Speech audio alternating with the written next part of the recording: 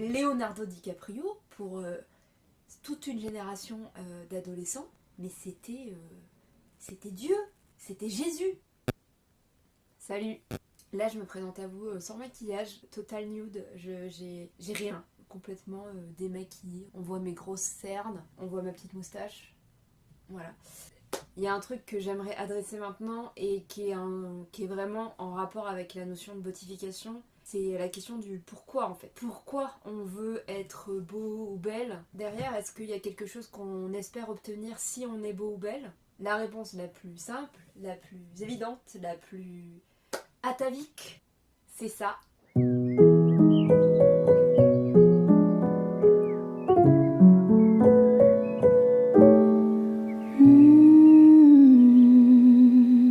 C'est ça. So this is love.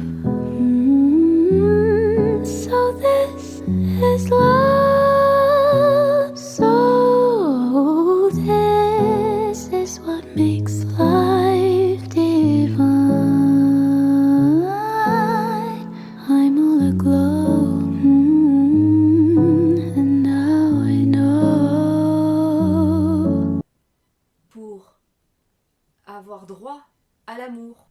Quand on veut te raconter une histoire d'amour au cinéma, quand on veut te raconter cette espèce de truc qui va te prendre et te foutre par terre tellement t'es amoureux, pour qu'on croie, le réalisateur ou la réalisatrice, elle doit te faire croire à cette histoire et elle doit te faire croire par exemple au coup de foudre. Mais comment tu veux mieux faire passer la pilule que en mettant quelqu'un de beau?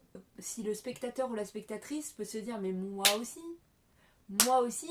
je serai comme ça là, toute dégoulinante.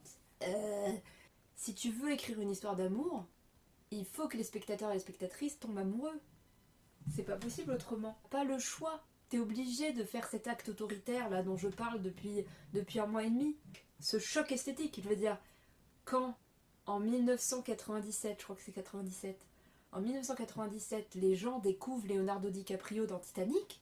La beauté de Leonardo DiCaprio dans Titanic, et en plus moi je suis pas fan de Titanic, hein, c'était Dieu, c'était Jésus. C'était un truc de fou. Je sais pas si vous vous rendez compte de ce que ça représentait en termes de choc, de syndrome de Stendhal. Je veux dire, tous les mecs à cette époque se faisaient l'espèce de coupe à la Leonardo DiCaprio pour espérer choper des gonzesses. Megan Fox dans Transformers. Il y a plein de mecs qui ne s'en sont jamais remis. Enfin, et je les comprends. Elle est absolument ahurissante de sensualité, de vulgarité et en même temps de coolness. On veut ça. On veut vivre comme dans les films. On veut vivre cet amour comme dans les films, et pour vivre cet amour comme dans les films, il faut être beau ou belle comme dans les films. On a l'impression de ne pas mériter une histoire d'amour si on n'est pas beau ou belle comme dans un film. C'est pour avoir droit à ces histoires d'amour-là. On veut coller. On veut que ça colle.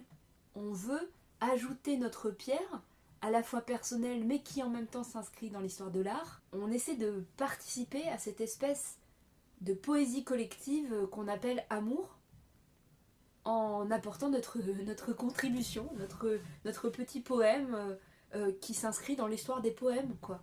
Nous délirons constamment. Alors peut-être que les gens délirent sur la religion, mais il y en a, ils délirent sur tout un tas de choses, et c'est pas forcément parce que c'est des athées qui délirent moins.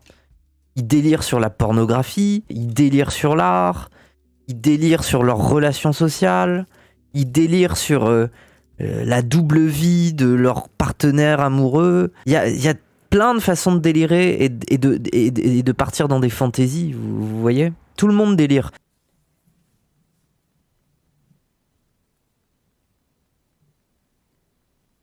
Non, vous en pensez quoi?